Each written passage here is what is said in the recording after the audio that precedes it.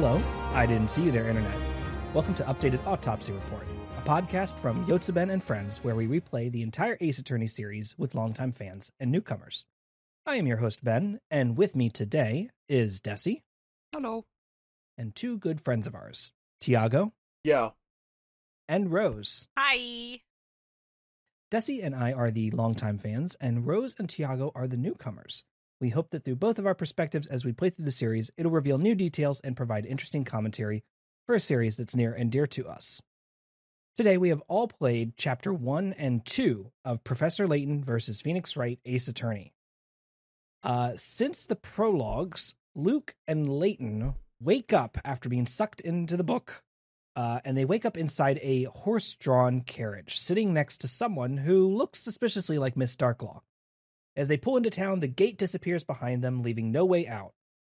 Labyrinthia is a fully fledged medieval town with everyone in period dress and acting like they have no idea of what the outside world is or that one even exists. Their town is everything. Luke and Layton bumble through the town, solving puzzles for townsfolk and learning about Labyrinthia. After witnessing a parade for the storyteller, the man who supposedly writes the futures for every person in town, they too bump then into Espella, who whisks them away to the bakery where she lives. At the bakery, Luke and Layton meet Phoenix and Maya, who have been memory wiped and now believe themselves to be assistant bakers to Patty Eclair, who runs the establishment. After meeting, Layton talks with Espella, and the whole crew agrees to go to the Great Archive, a massive library where the Grand Grimoire, a book holding the list of every magic spell witches can cast, is. They jump through the hoops, investigate a book and a secret room underneath the archive, and then return for the evening. Espella goes home by another route to pick up milk on the way. Unbeknownst to the crew, though, Espella is framed for being a witch on her way home and sent to court for trial. Of course, she somehow knows in her heart of hearts that she needs to ask Phoenix to defend her. In court, witches are literally burned alive in a giant pit. So Phoenix, despite still thinking he's a baker, agrees to defend Espella. Thankfully, the shock of court and the rowdy 5 witnesses on the stand unlock his hidden memories, and he comes alive at the bench, knocking sense into them and the prosecutor, Zacharias Barnum. Layton also arrives, giving Phoenix the Grand Grimoire, which they use as evidence for how certain spells work, proving Espella is innocent. However, they reveal one of the witnesses to be the true witch, and she laughs maniacally for a bit and then screams in terror as she burns alive inside an Iron Maiden in the courtroom. Moments after the trial, Phoenix and crew uneasily celebrate their win until the news comes down. Espella is being arrested and tried again, this time for being the Great Witch Bezella, the source of all witches in Labyrinthia. So that was a lot that happened in just 2 chapters, but there was a lot of setup here and establishing this bizarre little town that everybody's trapped in. Yeah, it's a lot. Yeah, go ahead. There's so much to unpack here, everybody. So I think we gotta start off with the town of Labyrinthia, right? Where it's like medieval English village. There's there's no cops, there's knights. There's the guards of the village. There's like milkmaids and flower girls and a guy named Tugget whose whole shtick is that when he's stressed he tugs on his beard. There is the storyteller, he has like the lady who looks to be his like assistant looks extremely like Miss Darklaw, so clearly there's some connection there. I feel like we kind of glossed over the scene where we meet up with Phoenix and Maya. So we're playing as Luke and Layton, we're investigating the village. We're asking everybody, hey, how come y'all believe in magic? And everyone goes, what do you mean you don't believe in magic? Fuck you. And they sick the guards on you. You escape. Estelle helps you escape to the bakery, and it was like, oh yeah, here's my 2 friends who have worked here for 5+ years, Phoenix Wright and Maya Fey, and they just come out wearing a fucking baker's apron and shit, and they're like, yeah, we make the best bread in this town for 5 years, and it's like, wait, come on now. They looked cute in their little bakery outfit. Maya's so this. Cute in this. That's a good ass scene. I love this scene. I love this introductory scene. It feels like Shu Takumi writing from top to bottom here as well. Yeah. To like have Phoenix doing the desk pounding animation to make his bread, right? Like all that stuff is like, it's the really cute touches that, you know, and the flour coming up as like a big powder and dusting everybody, and Layton being like, you know, like, oh, you know, Yeah. all this comes through. So yeah, it's a really great introduction scene, but that comes like halfway ish through the investigation phase. You have to get through the town and meet all the townsfolk first before you get to that point. But yeah, Phoenix and Maya think that they've been there for 5 years. They have not. Yeah, but they think they have. They've got implanted memories that make them think that they've been here for plenty of time. So I think we are being Truman showed, and if hypnotism is involved, part of me is just like, all right, so how is this not magic? But it seems to me like it's really fucking magic right now, so I don't know. Also, I'm scared. What the hell does Phoenix get off being like, there's no such thing as magic? Maya's right next to you. There's a difference That's between different. magic and spiritualism. That's different. That's Is different. Is it different? Yep, it's different. How? It's How? spirits are the actual Spirits are real. spirits Spirits are actual real. essence of a dead person. Ghosts? And she's simply a vessel for them. Yeah, it doesn't make any goddamn sense. It's fucking magic. Phoenix. So let's roll it back a little bit. We're exploring the town as Luke and Layton. We talked to all the other... Everyone else, most people in this village are Muppets. They're drawn in the same way that Luke and Layton are. So I feel very comfortable knowing that I'm among my kind with all the other Muppets. Except for... Go ahead. I thought it extremely wild that you're in this lovely town of little puppet creatures, and they're all, you know, like, Renaissance fairing it up. And then, like, there's this random, like, ruling class of anime people.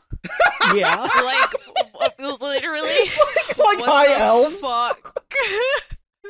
There's like a town full of halflings, and for some reason the humans are the one who rule. It's like how in Yu-Gi-Oh! There's humans, and then there's clouds, which are a separate, like, fantasy species. Like, Yeah. Clown kind. Oh my god. yeah, we could talk about that on my Yu-Gi-Oh! Podcast sometime, maybe. Oh my god, the fucking. I don't have a Yu-Gi-Oh! Podcast. Don't at me. The Heart of the Cards cast. Anyway, so like we see the parade, we question why everyone believes. So they receive a prophecy that says a couple of people are going to walk down an alley one day and they're going to get burned by a witch, and everyone in the town goes, "Oh no, that's going to be me." And part of me is just like, it says a couple of people. All you have to do is be by yourself for tonight, and you're good. I don't know. Y'all are. They don't y'all seem are, very bright. It's because their heads full of stuffing. Because they're all Muppets. Right. Yeah. So, like, we go to the baker shop. We see Phoenix and Maya, totally normal bakers. We see Patty and Claire, real baddie. We move on. We have to go investigate the library, because that's where the Grim Grimoire is. Mhm. And there's another anime person in here. She's not like a Muppet. And her name is Riddle... What's her last name? Riddle Tell? Yeah, let me see here. I gotta pull Something up my deranged like notes that. here.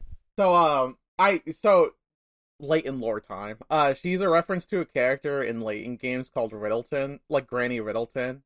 What Granny Riddleton done is all the other Layton games is that if you miss a puzzle, she'll hold it for you so you can solve it later. Which is, she fills that exact same role. She's like a Sid. She's the... Riddell Oh. Mystere. Yeah. Go ahead, Des.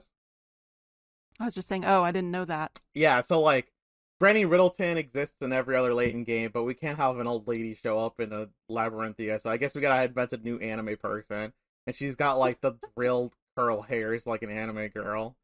Mm-hmm. We investigate the library, we find a book that contains spells. I'm not sure if this isn't magic. I feel like it's magic now, right? Because those spells seemed, like, real. They burned those two alive. Those two are dead. The fucking Robs and Mugs, who gets burned away. Sorry, Rob, repeat that again. You know Rob and Mug, the fucking two victims of the goddamn witch trial we went through? Yeah. They died! I mean, are the witches not also the victims of the witch trial?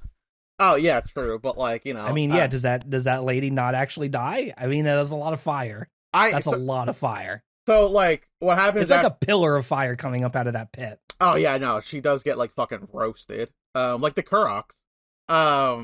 So fucking...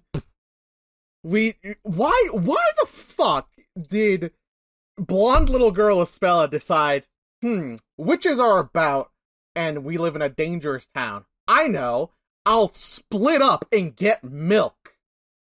What the fuck? Does no one in this town have, like, any sense of self-preservation? Just moments ago, you said the prophecy said for 2 people who would get burned alive. Oh, yeah, so you should go it solo. She went it solo. That's, she was you know what? following your advice. She was following. You know what? Never mind. That's on me. Actually, This town is wildly consists of like every possible biome to like, oh, there's a dark forest, but you're also still in the middle of town. But like, there's it's a fairy tale very clearly. Like they keep going, it's like a fairy tale. Like, buddy, I get it. There's a really cute scene that happens when Luke and Layton go back to the bakery without Espella, in which that they all have like dinner together and they're all eating all sorts of bread. And like, Maya's like, Layton, what's a puzzle? And I'm just like, yeah, that's so funny. Maya's that just was like, very what's funny. A puzzle. What's a puzzle? And Layton's like, well, it's like a logic riddle that you have to solve, but fun. I don't know. Yeah. So like what's riddles? What's a riddle? What's riddles, mister? So Layton creates like the puzzle for him, and you get to like do the puzzle in dialogue. And I thought it really funny that like Phoenix was able to come up with a funnier response, but Maya's thought was like, I'll simply just eat the bread. Good for her. And then Layton obviously shows, like, that's one way of doing it, but here's another, and then you choose their perspective. And he's like, it's all about changing perspective in your mind, Phoenix, doing kind of like a turnabout, if you will. Mm-hmm. Also, like, you could have just rotated one so that it, like, became like a 4. You could have just drawn a 4 with those 3 loaves of bread. Well, it had to be, oh yeah, I guess you're right, that is less than 11. Wow, Rose, maybe you're doing a turnabout in your mind. Maybe clearly I'm doing a better job. Are you rotating the bread in your mind? Yeah, I can rotate bread inside my mind. Oh my god, I have coffee. I'm doing awesome. Just so like as we're about to get to the scene where you have to now go into the trial mode, I just want to get a quick puzzle check. How'd y'all do on the puzzles? Slide puzzles, good to go. Awesome at slide puzzles. Love sliding. Maze puzzles, also great with maze puzzles. I started doing like and then I realized every time I talk to an NPC, they like give me a puzzle. Yeah. That like doesn't do anything. Like I don't. You get more Pickerots. Which I don't care about. Yeah. And you get like a little extra scene with the NPC. Here's something I'm concerned about. And I don't know, I've never played this game, so I don't know if this holds over. But in every other Layton game, there's like a certain point of the game that's just like, someone's gonna like puzzle check you to see how many puzzles you've completed. Like someone's gonna be like, you can only get past this door if you completed 50 puzzles. No. I don't think they're gonna do that in this game. So they're definitely hopefully they force you to do the amount of puzzles you need to continue. They're definitely gonna do that to me. No, you'll have to do the story puzzles, but like, hey, look at the bright side. If you do have to go back and do the puzzles, you got an anime drill-haired girl in the library to help you catch up on all the puzzles. All right. So like, don't worry about it. And she does the whole my glasses. My glasses. Can't see without my glasses. I can't believe she met another. Neither. You're not special. I'm blind as hell. Yeah, I mean, some of the puzzles I found pretty fun. Basically, I wandered around talking to NPCs and doing their puzzles until I hit a puzzle I couldn't solve, like, easily, and I said, oh yeah, I don't have to do these anymore. And I just left. It was kind of interesting to meet, like, the wacky people. Like, there's, like, a lady who talks like, Sawi, you know. Oh, I actually don't want to talk about her. Yeah, there's, I actually don't like her. Yeah, she was a little too much. There's, like, that kid who hangs outside the bakery who's, like, clearly like on the edge of breaking the simulation. Where he's like, yeah, there's some people in the bakery that they say they've worked there for 5 years, and I remember they've worked there for 5 years, but I don't think they actually have. I think there's new people. That's a Westworld robot so close to realizing he's a robot. He shows back up and like helps you guys out. Like he tells you like info about the town that no one else will tell you because they get mad that you don't know everything. These Muppets are very Muppety. Yeah, like if you don't. But I found their designs quite charming. That's what I do like a lot of the designs for these characters. I think they're really cute. I like the little two kids who I can't tell is talking most of the time. Oh yeah. I don't know which one is talking, but I like their two designs. It was nice. I said I did all the puzzles that I didn't do all the puzzles because at a certain point I said, "Oh man, it's getting late." But I really all the story ones were kind of fun and not too hard. Yeah, I find that most of the most difficult puzzles are the ones that are side puzzles. Like the main storyline puzzles are made so that like, all right, yeah, you can solve this. Like you have to be able to solve this in order to continue. So like, yeah, those are fine. But it's the side puzzles that I'll get you. All right, sweet. Sneak up on you. Yeah, the puzzles are fine. I didn't do all of them because I obviously missed some. I got so pissed that I couldn't get all the coins in one scene. Like, because of story, like, because I clicked on something that I didn't think was going to progress the story, but that it did. And I was like, oh, fuck, can I go back to that room to get those coins? And they won't let me. And I'm like, I'm chomping at the bit to go back. They'll let you go eventually. I have got all the hint coins. I haven't solved all the puzzles, but I've got all the hint coins. I use more hint coins during the courtroom scene than I do in the actual puzzle scenes, and that does make you feel a little fucked up about. I haven't had to use any hint coins yet, because my struggle in the courtroom segment was more like mechanics than knowing the answer, because I knew the answer, but I did not know the answer to one of the things, and I kept hitting the wrong thing until I had 1 HP left. And then I used a lot of coins. As soon as I hit 1 HP, I was like, alright, coin. Just fucking inserting it to like a fucking arcade machine to make sure I can keep going. Does it give you like progressively better and better clues until it just tells you the answer?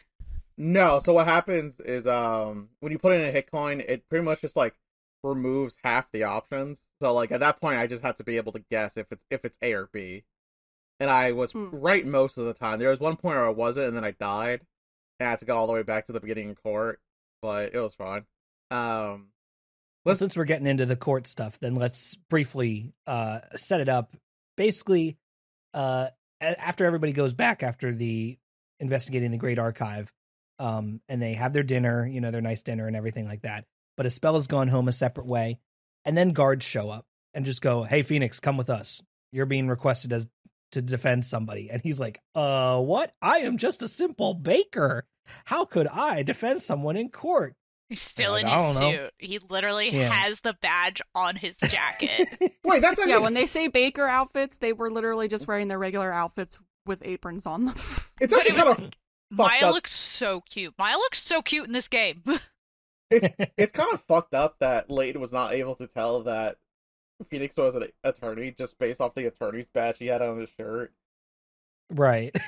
Like, for a guy who like walks around being like, "Oh, I'm smart and I'm also pretty sensible and I like to think about things logically," and I see a man wearing a suit and an attorney's badge, must be a baker. Like, what the fuck? Continue. I mean, Layton always does his ... thing, in which he's clearly thinking about things more, but he just lets other people keep talking, and he goes, "Okay, you're telling me you're this, so I will let you. I will, refer to you that way. You can continue being an idiot, but ... Yeah. So they all get roped into this huge courtroom, which again, it's very funny. The courtroom lobby looks just like a fantasy version of the Ace Attorney courtroom lobby. There's even little rats. I was gonna say rats. Rats. I feel at home. There's little animated rats running around, yeah. And the courtroom then itself is also laid out pretty similarly. Well, except it's got a big giant pit The fire It's pit. got a big giant pit with fire coming out of it, and this big like metal cage, almost like an Iron Maiden looking thing, that the witch, defendant is locked into this whole time, and they're dangling over this pit the whole time while court is going on. And they've got a little window with these two little metal doors that open up just so their face can poke out. So Espella's like yelling out of this little, thing, this little cage the whole time, going like, "Okay, Mr. Layton, Mr. Phoenix, please help me." But you're standing there at the bench, doing usual court things. However, it fucks me up that like, when we walk into the scene, we see someone get dipped into the fire. Like as soon as we enter the courtroom, right, instantly, a trial we got watch ended. a person be killed to death. To death. And sorry, my nose is a little stuffy. It's fucked up. Like this is like probably weirdly enough somehow one of the darkest scenes in Ace Attorney. And we saw like, remember that one case in game 2 where they kept showing us the fucking suicide? Yeah. That was fucked up, and I kind of feel like this was like, oh my god, someone just died over there. That was like, it was very uncomfortable, but they just kept doing it. Yeah, exactly. So it was like a little bit like, it was like, I'm uncomfortable with how like silly this is, I guess. Yeah. They did it so many times it was almost comedic. But yeah, so here they set up the stakes right away. They're like, all right, here you go. Whoosh. Somebody went up in flames. That's the fate awaiting Espella. So Phoenix, despite thinking himself a simple baker, says, well, I better get defending, I guess. So like, we have Inquisitor Zachary Barnum across the, like on the other side of the courtroom. And like, how do we feel about Zachary? He's a Fire Emblem character, right? Like, that's what I said. Please, Zacharias. There's like two characters that look like, there's like two characters that I've seen so far that look like Fire Emblem, and definitely he was one of them. So like, he just... Yeah, I think I could take him. I could kill him. You could kill him in like real life or in court? In court. Okay, just making sure. So like, Zacharias Barnum, lead Inquisitor of the Knights of the Labyrinthia, he is charged with getting witches and burning them.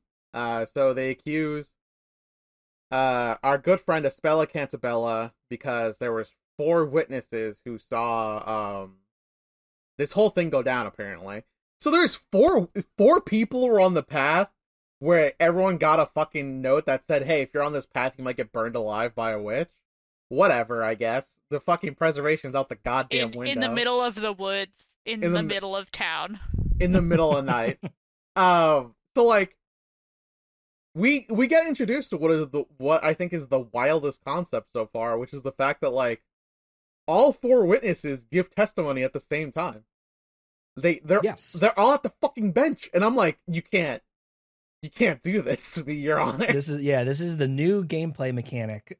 So you are introduced to 4 witnesses at the same time, and at the start, it is almost like one person is testifying because like each of them give one statement roughly, right? Yeah. And so it is just like, oh, there's 4 statements, just as if one person were giving all 4, but here they are just each statement split up over a different person.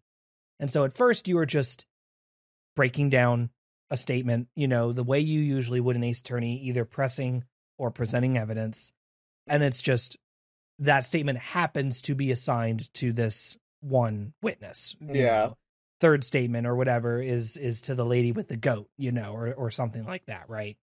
But as the courtroom progresses, then what happens is a person in the this is the wild audience. Yeah. Yeah, the person in the audience yells out, "Hey, I also witnessed it." And his dialogue box pops up and it says, "Some guy" is his name. That made me laugh out loud. I thought that was so funny. I had a lot of... At this point also, I'm laughing continuously because, dear listeners, you have not lived until you've looked to your side behind the bench and seen Professor Layton and little Luke standing there of their puppet selves behind the bench, and they're constantly and they're looking up at you with their like flat puppet eyes, and I'm just like, oh my god, why are you two here? And they keep one or two of them will like disappear. Like sometimes it'll just be Layton, sometimes it'll just be Luke, sometimes it'll just be Maya. There's a shot where all three of them are in behind the bench, and I'm like, what is the other two of you just like hiding under the bench while like Maya talks? Yes. Like, yeah. Yeah. It's just They get lowered into the ground. yeah. The other It's two just replace them. so funny. Oh my goodness, truly a jarring image. The art style's not quite gelling when you put them right next to each other. No, God, no. So like let's roll back a little bit to like the fucking concept of the case, in which that like we have to prove that Espella is not the witch, not because like she wasn't there, because she was there, and not because she was involved because she was involved. It's the fact that we have to prove it through the logic of like how she used the magic, because there was rules to the magic. Like you could only use this spell if you're holding the staff, and you look at the court illustration in which that they don't have pictures, and fucking both Professor Layton and Phoenix Wright go, wait, you guys don't have pictures? We don't have photographs? What the fuck? So like, I think it's interesting that we have to apply logic to magic. I also think it's interesting that no one in this fucking courtroom knows what logic is. They literally... Possibly the greatest screen cap of all time is Layton turning to Phoenix and saying, "It would seem the concept of logic does not exist in this world." Just put that on the internet every day, all day. Oh my god, yeah. Also, like, Phoenix, at the beginning of the courtroom, thinks he's a baker, but then he suffers an anxiety attack of being a defense attorney, and he realizes, of course, I know this feeling. I've had so many anxiety attacks before in the past. I know what's happening to me. I'm a lawyer. God, no, I'm a lawyer. Yep. Now, granted, he warms up to it. He's like, this feeling of excitement, intensity, being on the edge of my seat, teetering over the edge. He's like, I know this feeling so well. Brother, just go to a roller coaster. Like, it's so funny. Phoenix reminds That's me. what wakes him up, and then he's like, oh, right. I am Phoenix Wright. Yeah, he remembers. I'm an attorney. I know how to do all this stuff. So, like, he himself goes, everyone here believes magic is real. That's crazy. Magic can't be real. Meanwhile, the fucking spirit cleric Maya is next to him. So this... And, like, Phoenix tries at the very first bit, like, he tries to start, like, reasoning with them. Like, this couldn't have happened because the magic doesn't exist. And everybody in the room just goes, what are you talking about? Yeah. Of course magic exists. Idiot. You are the worst defender ever. And Everyone disliked that. Yeah, and Layton's like, Mr. Wright, we're kind of in a pickle here. I think you should act like magic exists for a little bit, just a bit, so that we don't get burned alive. And Also, Phoenix is like, okay. Oh, very well. Also, like, Layton, I like you. You seem like a pretty nice guy, actually. Yes. But let me. I got this. Let me do it. Stop tutorialing me, sir. Rose, I'm right there fucking with you. Oh, I was my like, God. get out of my way. I know that, because it was once they were like, oh, and my name is like Amir or whatever. I was like, all right, we're good. I know the answer. Let me get out of my way. Like, let me present. Every time we press on a statement, Layton pops up with a, that statement didn't have anything to do with this. Let's move on. And I'm like, hey, Layton, buddy, I've accused half the fucking justice system of crimery and debauchery. Okay? Get the fuck out of my way, you British bastard. I know what I'm doing.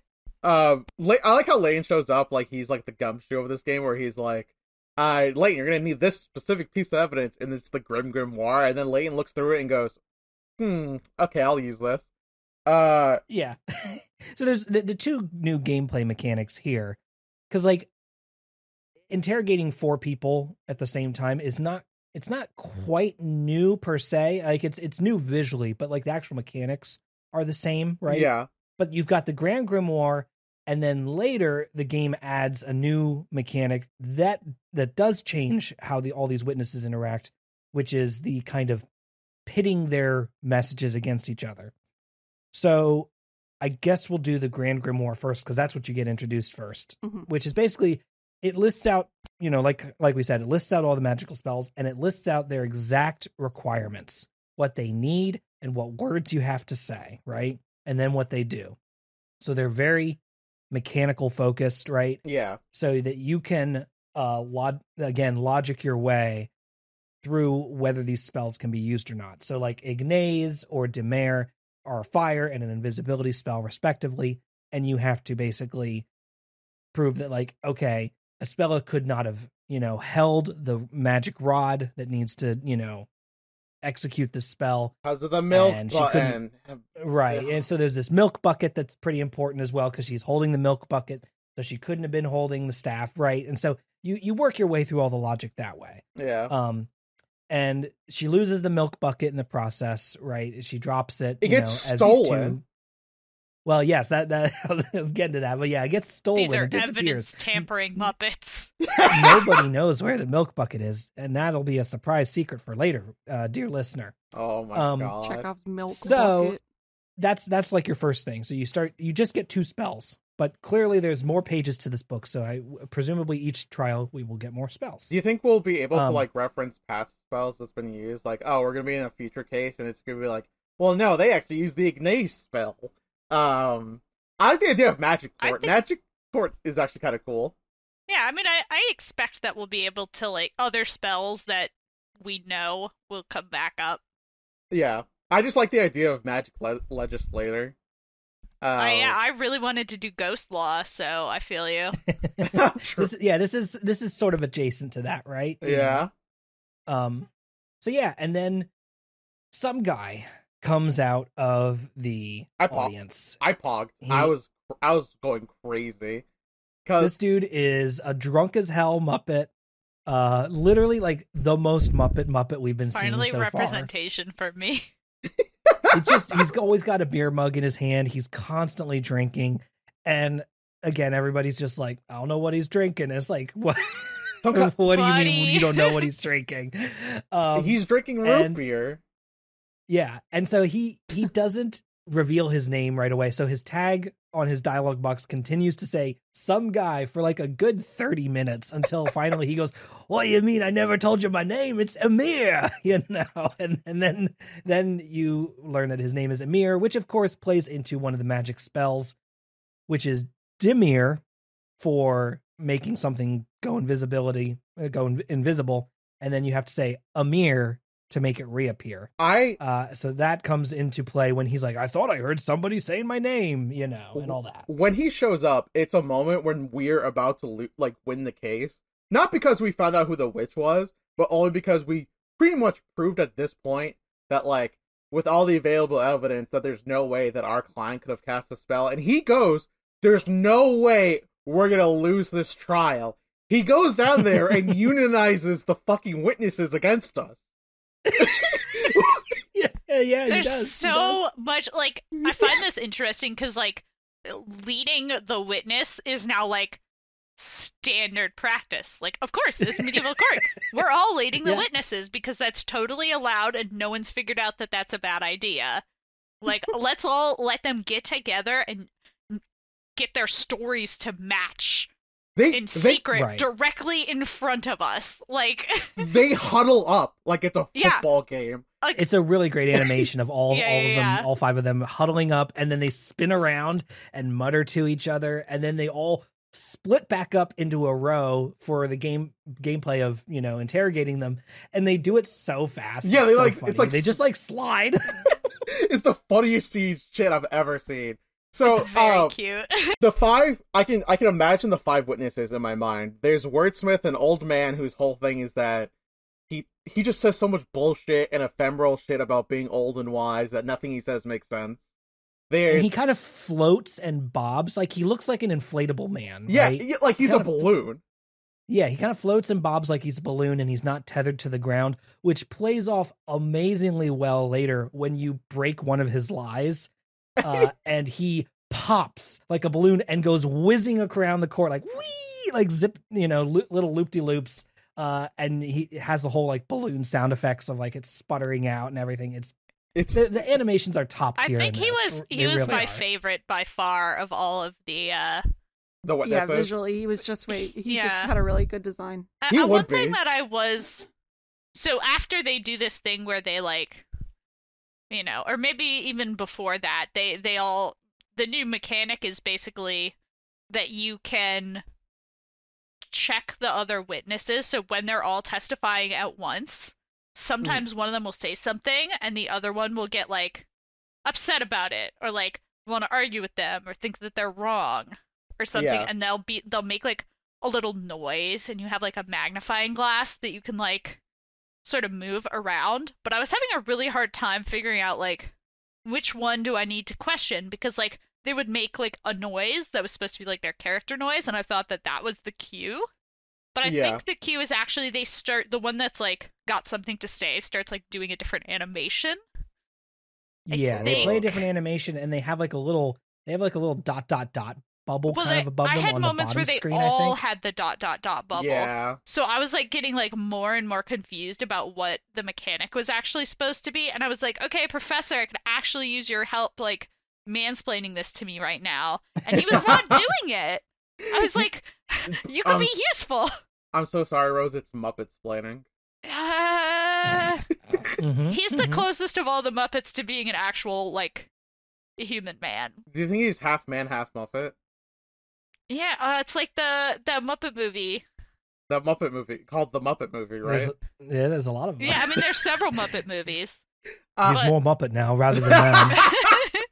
But the one that came out more recently, where it was the guy who wants to be a Muppet, or his adopted brother was a Muppet Right, or whatever. Oh, right. And there's that scene where they sing that song and they look in the mirror and he sees himself as a Muppet and the Muppet sees himself as a human man. Like, I keep thinking of that specific scene. The five witnesses are Wordsmith, an old man who's ephemeral, Mary, who has her goat, and she is the milk lady of the village. This is relevant. Then there's some guy who's some drunkard from the fucking audience who decides to interfere. His name's Amir. There's the only name that doesn't match her profession, Kira, the flower girl. Kira, you say? Kira, like Kira, like from Death Note. And then there's Nidal, a wannabe knight. So, if you had to guess which one of these was the real witch, who would you guess? Would you guess A, Wordsmith the wordsmith, B, Mary the milkmaid, C, Amir the drunkard, D, Kira the flower girl, or E, Nidal the wannabe knight? What the fuck? There's only two people whose names don't match their profession, and one of them is the guy whose testimony our like entire wacky idea hinges on. So surely it can't be him. Also, I think he's too drunk to lie properly. So like, it's true. Like we get introduced to the mechanic of like cross examination, where like one witness will testify, which will cause another witness to realize, oh wait, actually I have something to say about that. And like we start putting them against each other, and I really like this mechanic a lot because it reminds me of a puzzle that does show up in a Layton series, in which that like there are four people, one of them ate a slice of cake, and it's like, oh, A says B did it, B says C didn't do it, C says A did it, and then D says I didn't do it, and one of them is lying. And like it's kind of reminiscent of that, right? Where you got like I can never wrap my head around those puzzles. Well, it's a classic puzzle type, and I think it's really, and I'll never fucking understand it.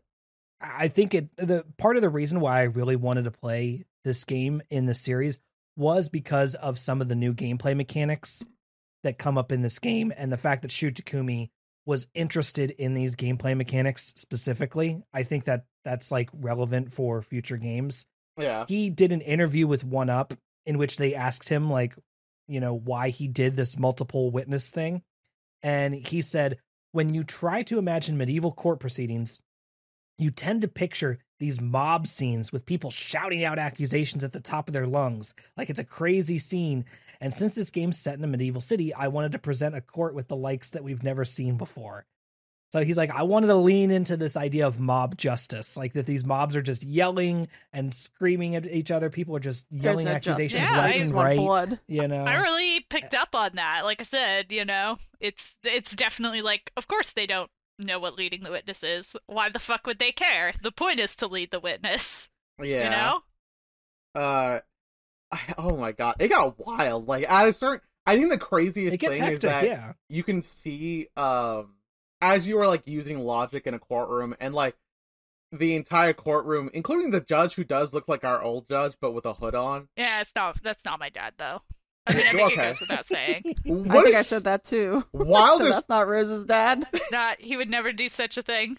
While this he can make the cute little shocked face animation.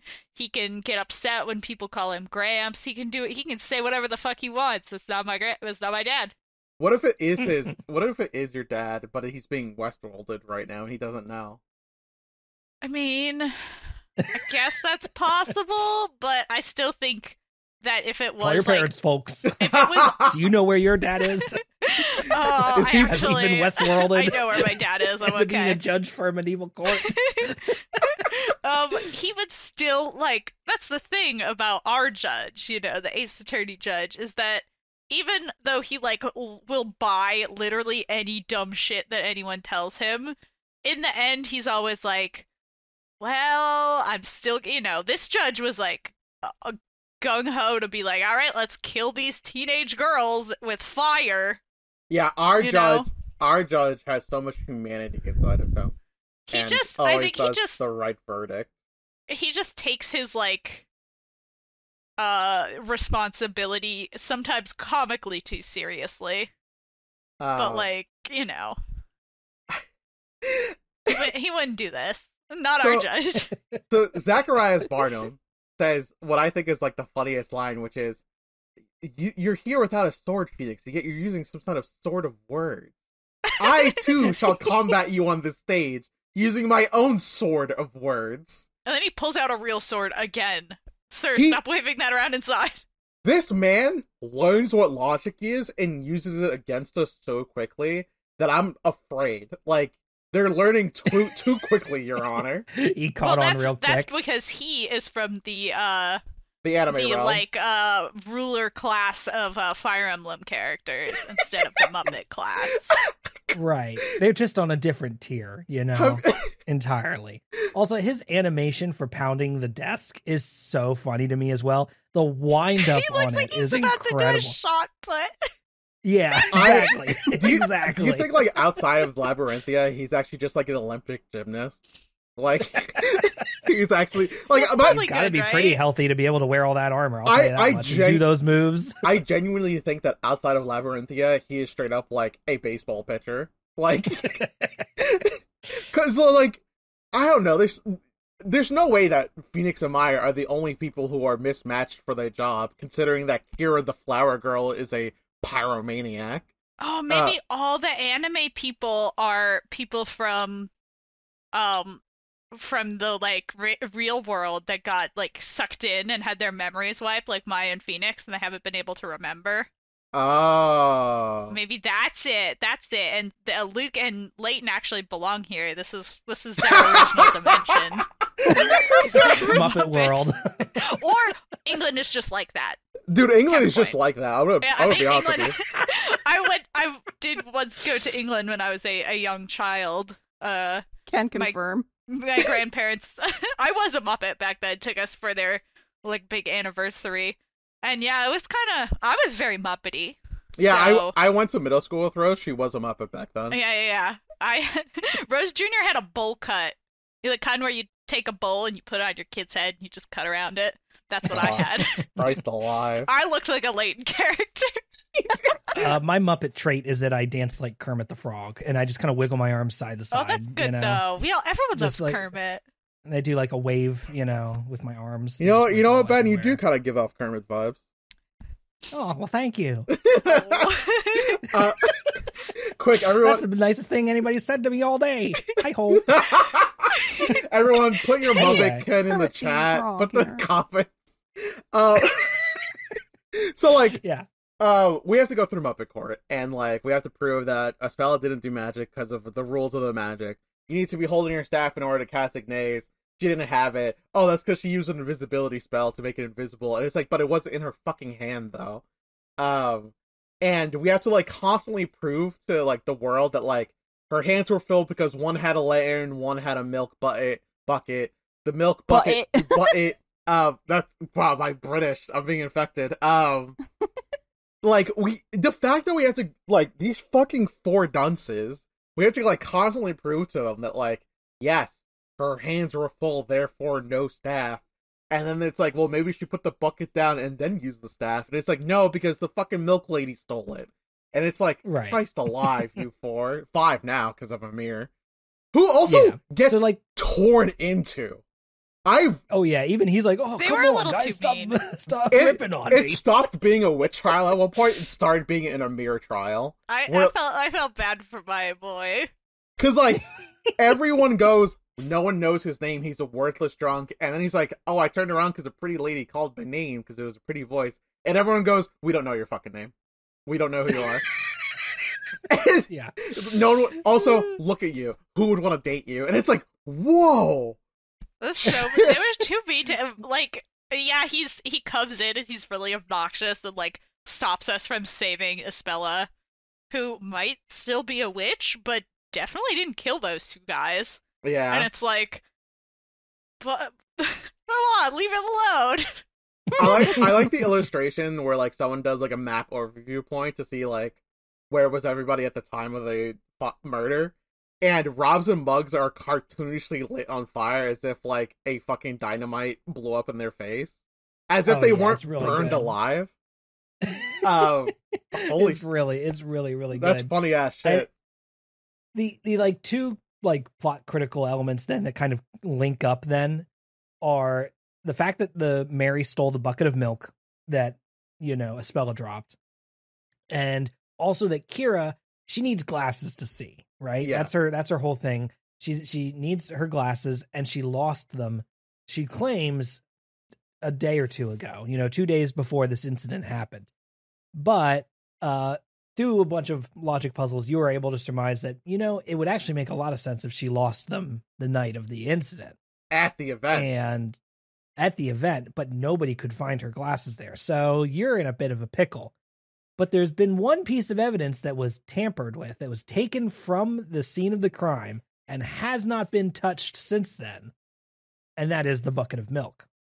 And thankfully, Mary just carries this bucket of milk with her everywhere. This milk, she was like, oh, I just didn't want it to go to waste. So I brought it with me. She loves Well, the it milk. did just like they caught her and immediately went to court, so...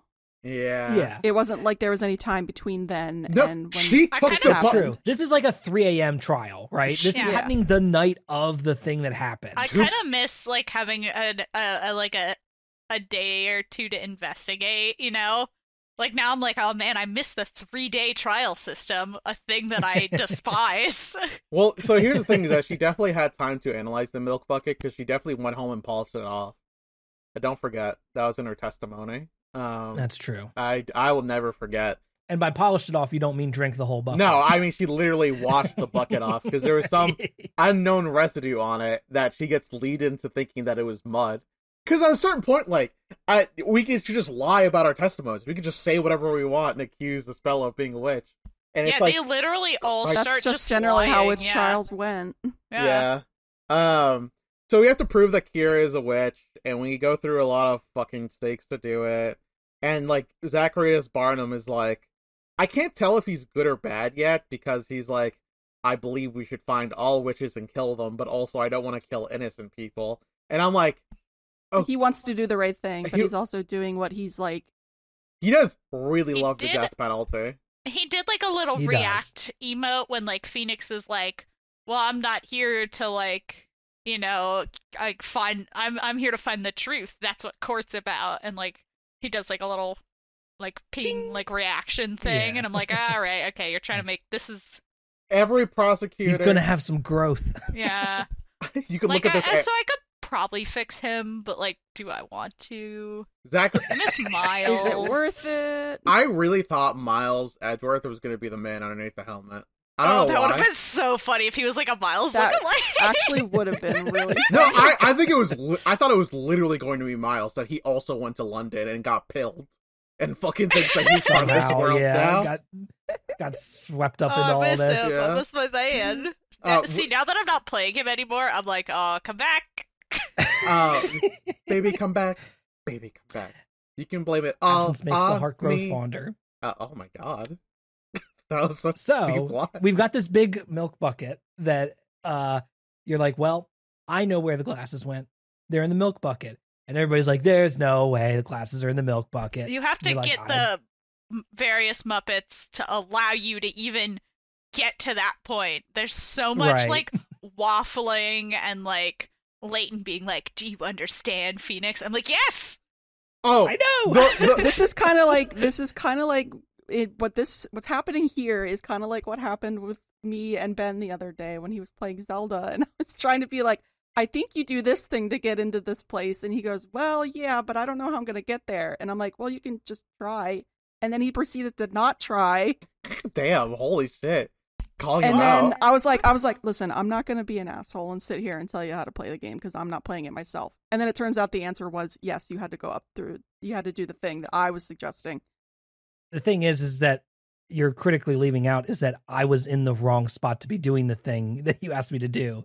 So I know, and I was like, oh, just keep going up through the floor and see where you are. You're eventually Good Yeah, cross-testifying the witnesses. Let's analyze each one. Let's press the statements. Everybody start doing your animations when you hear something that the other person says is wrong. Exactly. Me and Rose will be the prosecutor and lawyer. You'll defend, Rose. No, my turn to be the defense attorney. Yeah, you can be the defense. I'm going to prosecute. Okay, we can swap later. We can swap hats later. Yeah. So the judge reaches into the bucket of milk. But can I just say one thing right before we get to the milk bucket? Uh-huh. There's a scene in which we finally accuse Kira of being a witch, right? And it's not only like us doing it. What Layton does is he's like, "You think you know I think we know the right solution, Phoenix. I think you know it too. That one of them is the witch." Because they go, there's 5 witnesses on the stand, and one of them goes, well, there's only 4 of us at the event. Why is there a 5th person here? So that you start to realize that, like, there's a person here who's not supposed to be here.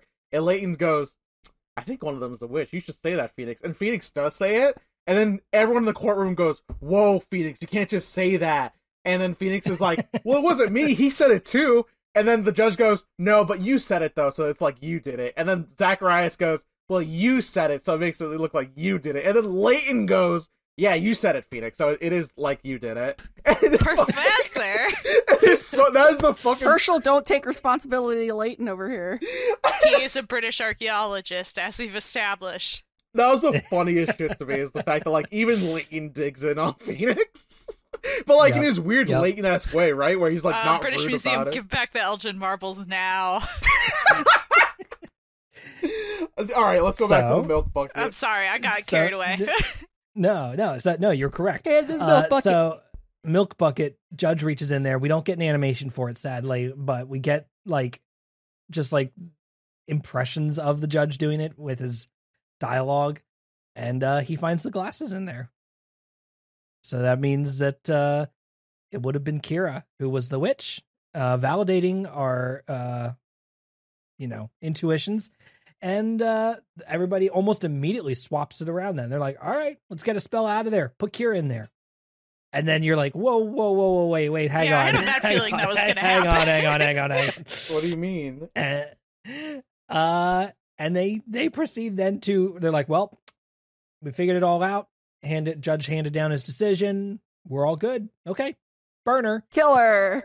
And then she did kill like 2 people just for no reason. No. I mean, well, they were trying to rob Aspella. Yeah. Like they came up and threatened her. For milk in a lantern. We should have just let them have it.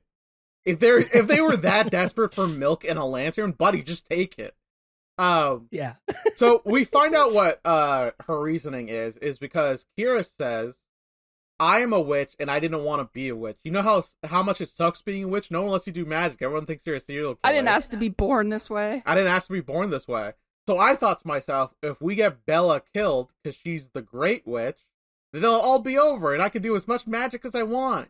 And it's like, wait, what? You think Bella's the Great Witch? What evidence do you have of this? And then she gets dipped into the spiciest nacho dip ever. Yep. But yeah, she accuses Espella of being Bezella, the Great Witch, at the end, right before she gets dipped into the fire.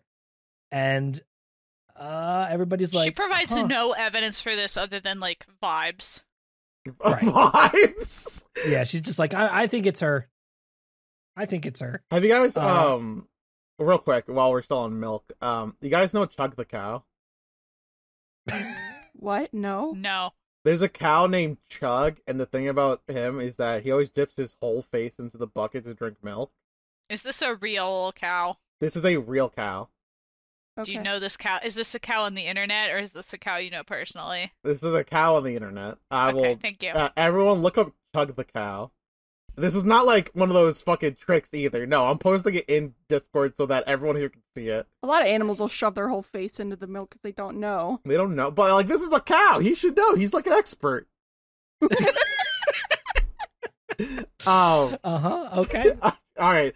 So like, it's crazy that like Bella Cantabella is being now accused of being Bezella, because the entire time we've been investigating, both as Luke and Layton, as Layton and Phoenix, that like everyone's like, oh, and you know Bella, she's got something going on, and she's like, but the town doesn't really like her because she's Bella, and it's like, okay, what the fuck is no one telling me? Like, is she like the daughter of the Great Witch or some shit? Like, they're all playing around this like dark secret that Bella has, but also refuse to tell us.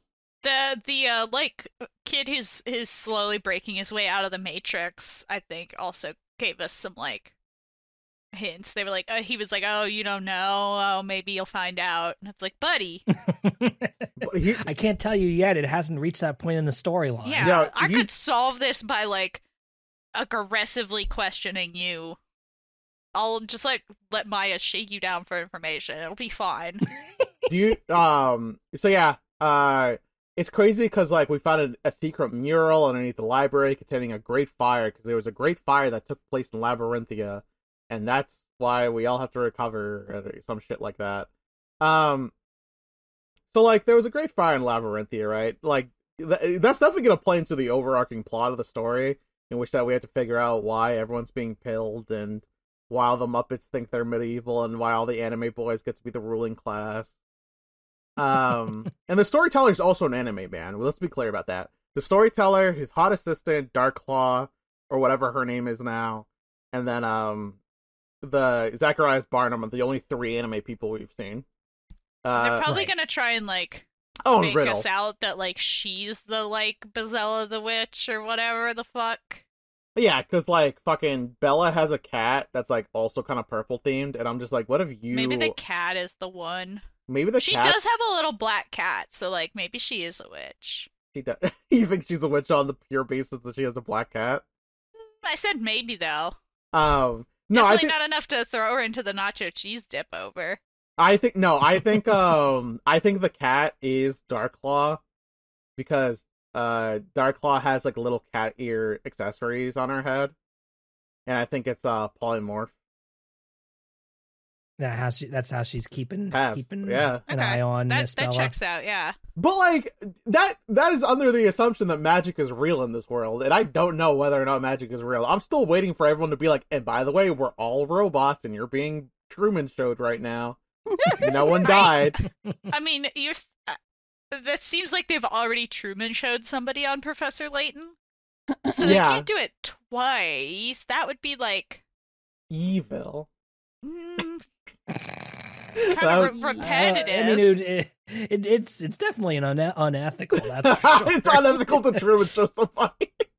Yeah. It is. Hot take. Yeah, it's also unethical to kill people in a fiery pit in the middle of the courtroom. No, like I honestly think that we're all in like some big simulation, like in that video game, The Evil Within, or some shit. I don't know. I want to believe. I'm just saying that book has got a lot of magic spells in it. Yeah, it is a real magic. Oh, you think there's a spell in there? I didn't like that in the first Evil Within game either. I thought that was bad. I thought that was terrible writing. I didn't think we'd get into Evil Within criticism real quick, but when I pulled up that reference, but I guess I deserve it. I mean, we don't have to discuss it. I'm just saying I didn't like it when they did that, so I hope they don't do that in this game. I low-key do wish it's magic, though, because that way, like, Layton has to confront the fact that, like, oh my god, I could have been fighting Dracula. You know what I mean? Like... I love that. You mean it says like Layton going? He could have wishing that he could have had a way more interesting life fighting Dracula if he knew magic was real. Exactly. Instead, I've just been solving these fucking puzzles. I could have been fighting Dracula this whole time. I bet Dracula's castle has Mothman, the good Swamp puzzles, Thing? Professor. Oh, the goodest puzzles. Oh my We gotta god. Go. I love... So, like, I also remember, Professor Layton Reddit has been showing up on my feed because I've been, like, fucking deep into it. And someone points out the fact that, like, Layton is supposed to be, like, 1960s-esque Britain, and, like, Phoenix Wright's 2016 Japanifornia. So, like, at a certain point, technology is not going to make sense, right? Like, Layton's going to be like, oh, what's that in your hand? And, like, Maya's going to be like, oh, this is a cell phone, I'm playing Snake. And, like, Yeah, he's not going to handle that information. This is my Nokia phone. It's called a sidekick, Professor. You ever see one of these? And he's like, yeah, I got one right here. And then points at Luke. Oh my god. I want to see, you mentioned that Luke has a special ability, and I'm like, where? I'm debating on whether or not I should talk about it because it would have happened in a scene that already happened. I forgot about it, and then Ben said something, and I was like, oh my fucking god, I totally forgot about this. I don't know. Am I the only one in the dark? I know it's not special eyes. It's not special eyes. I asked about it's that. not even that, like, special of an ability, but, like, I always thought it was charming that he could just do that and no one really talks about it. Can he dislocate his thumbs and pop them back in? Probably. I don't know. He's like 10. Truly Yeah. a unique skill to have. my friend's little brother used to be able to do that. It was freaky. Rose, I promise you at the end of the game that if they don't talk about it, I will just tell you, because it's not that important. Okay. Alright. If it's not that important, I won't worry about it too much, but I was a little curious. It'll become obvious. Yeah. Okay. So, like, fucking, we solved the case. Bella's now going to put into jail for being accused of being the Great Witch. And here's the thing that fucks me out the most, right? They said that Bella's court case is going to be, like, a month from now? Was that correct? Like, 2 weeks? From, like, 2 weeks to a month, right? mm-hmm. That means they have to be stuck in Muppet Land for, like, 2 weeks to a month? What the fuck are they gonna do for 14 days? Puzzles. Puzzles? Now, Phoenix and Maya, I have 2 fingers on one hand and 3 on the other. What am I? And Maya goes, a 2-fingered and 3-fingered man. Or some shit like that. I don't know. I really just try to come up with a puzzle off the top of my head. Yeah, I'm like, I'm trying to figure out what the solution is. I just wanted to correct the record because I double checked my notes. It is 2 weeks. It is 2 weeks. The court. Okay. It's going to be in 2 weeks that her trial is going to be. Being stuck in Muppet Land for 2 weeks. Wow, it's just a complete luxury compared to the usual 3-day trial. If only I was allowed to, like, fumble around, like, point and clicking on everything as, like, Maya and Phoenix. I saw a bunch of ladders that I really want to talk about with Maya and Phoenix. I tried to can't tap on them. Yeah, I tried to tap on every ladder I saw. Have you guys been doing the, like, multiple tap on an object to see what they talk about it with? You know what I mean? I did find out that they'll say different things if you keep tapping on objects. This round, I didn't know that they would do that. They mostly say the same shit. But... Yeah. What I want is for all 4 of them to be together: Layton, Phoenix, Maya, Luke. And I want to hear conversations between Maya and Luke so badly, because Luke definitively has a higher IQ than Maya. I'll just say it. I love Maya, but that's true. I just want to see what they're gonna talk about. Like, you put these 2 in a room, and I go, what do we talk about now? Luke loves Steel teddy Samurai. bears. Luke loves soft teddy bears.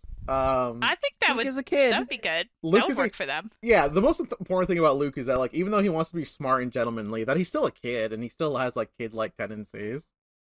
He watched 2 people get burned alive in less than, like, 2 hours. I'm trying to think of a situation in any previous Luke game, in any previous game where he definitely saw, like, people die.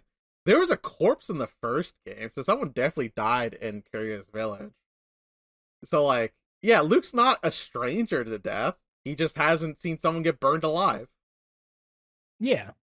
I think Maya's probably seen more death than live. 100%, Sure. especially There's a dead body every 15 minutes around Maya Fey.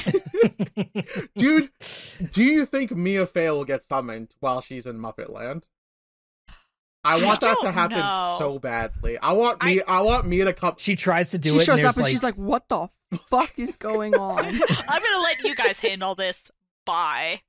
I she feel tries like to do it, and it just signal interference. She's like, "Oh, for some reason, there's static getting in the maybe way." she can only Some sort of magic summon spirits from within the storybook land. Which again, okay. I think Maya is gonna solve too many problems way too easily, and I'm not sure how they're gonna handle that. They probably just won't reference her ghost summoning ability, which seems deranged because it's her like best ability. It's kind of like she has a mechanic in the games. Like, why would we not use it? Real quick though, let's talk about this. If she summons somebody who dies within the story, she'll TF into a Muppet, right? Yeah, I kind of hope so. I mean, only if they're a Muppet. Only if they're true. She could summon like the fact that you abbreviated that is messing with me. That's just what it is on the internet. I don't tell you. I know. I don't. Muppet TF. We can't talk too much about Muppet TF on this podcast. Oh, so now we're all comfortable talking about Muppet Corp burning people alive, but as soon as TF gets involved, that's where we draw the line. I was gonna let it go. Gonna get kicked off of the iTunes store. They'll put us back in. That's true. Store. Big Apple will come get us. Big Apple hates TF. So, holy shit, there was so much shit that happened here, but I gotta say my favorite part of these games is the courtroom segments, because those are the parts I enjoy the most.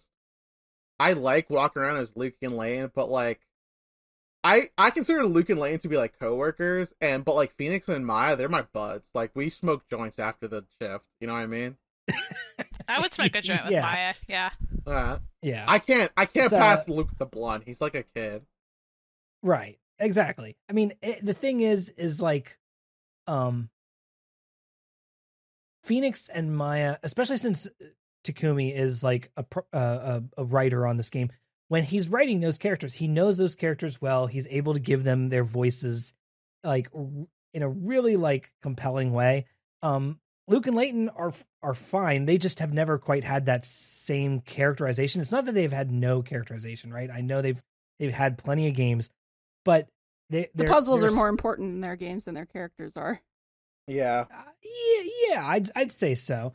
So yeah, it's just we'll get more interaction of all these characters for sure. So don't worry about that much. But yeah, it's just the courtroom segments are a nice warm blanket, and I do like the interactions between all the characters and seeing how they play off each other. That's what's the best about a crossover game, is seeing, well, how the fuck would Phoenix Wright react to Professor Layton, like, for real, you know? Like, so for whenever real. that stuff, you know, whenever that stuff hits its peak is when I'm having the most fun with this game. Yeah. God.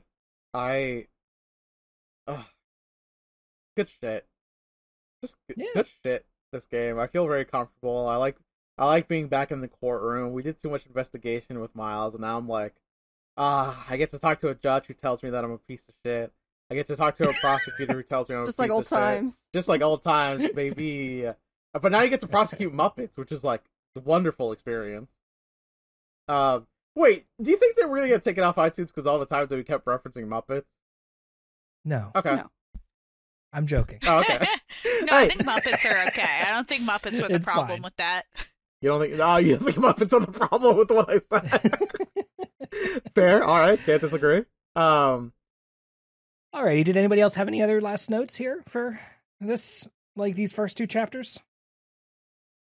I'm gonna try and do some more of the puzzles as I go, because I did sort of just dip out on most of them. We're skipping a lot of them too. Don't worry. Yeah, but I'm don't gonna beat give yourself them up too much more about of them at least a try. I can't promise I'll actually finish I most just- of them. I but walk away I'm gonna from give it a most. shot. I walk away from most math puzzles. If you give me numbers, I'm out. I'm not doing this. Yeah. No numbers, no math. Yeah. Mazes and slide puzzles. I'm is Fuck where it's yeah. at for me. I love multiple choice puzzles. They're the best, alright? If it's not A, it's B, C, or D. If it's not A or B, it's C or D. And if it's not C, you know damn well it's D. It's that easy. I wonder if I'm gonna look through the bonuses for the picker odds, because I have not done that ever. And I don't know if this is important or not. Whatever. Here's how I feel about this. I feel great. I love being in the courtroom segment. I like the Layton series stuff, but like, if you're giving me a cheeseburger that I really love, and then afterwards you say, "Oh, you get a McChicken afterwards," I was like, "No, give me back to the cheeseburger. I want the cheeseburger. I want to eat cheeseburgers so bad. You can't give me a good meal than an okay meal." If they give you a good cheeseburger, would you put your whole face in it? Is this? You gotta stop talking about cheeseburgers. It's almost lunchtime. I'm hungry. We gotta wrap up. My secret is that I had a late breakfast, so I'm not that hungry right now. I ate a yogurt and that's it. I am hungry. Yeah, Okay. Dessy and I are hungry. We gotta go. Yeah. Oh, we can, All so we right, can say folks. hungry, but we can't say Muppets. If you, Nobody said anything about you saying Muppet. No, I said Muppets. we're yeah. so hungry, we're going off the rails. All right, we gotta wrap it up. Yes, that'll do it for us.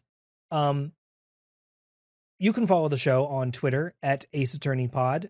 You can also follow us on co-host at Ace Attorney or on our website, updatedautopsy.report.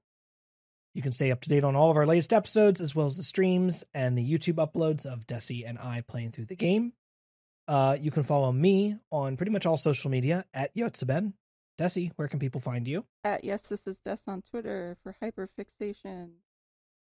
And Tiago. You can find me at Tiago S. Dutra on Twitter. I also have like a cross Twitter where I like repost most of my Nintendo Switch gameplay. So I guess if you want to see me fuck around in Mega Man Battle Network, that's where you go. And Rose.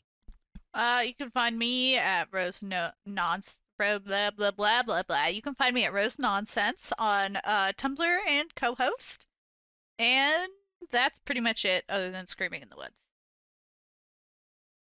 We love to Scream in the Woods. Thank you so much for listening.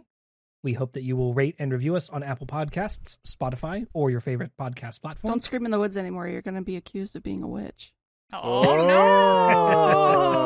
no! Next episode, we will be playing chapters 3 and 4 of Professor Layton versus Phoenix Wright. We'll see you next time. Bye. Bye. Bye.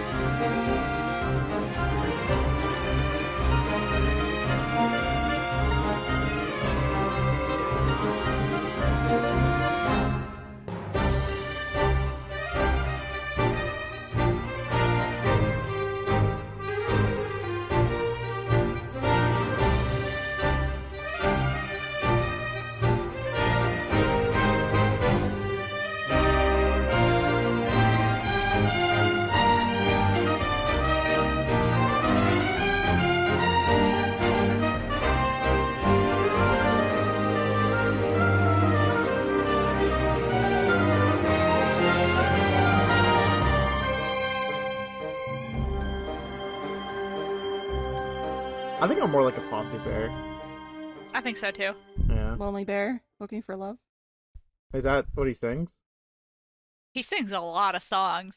I like Fozzie Bear. Fozzie Bear's He's good. a lonely bear looking for love, and he says that gives him all the wrong responses. Not wrong, but Wrong for for him. him. Wrong for him. I went to the courtroom to find somebody to court, but instead all I found was a bunch of people judging me. Waka waka. Oh, he's not very funny, unfortunately for him. get that out of the podcast. Keep that in. Keep it Oh, in. good lord. That's... I don't know. I might.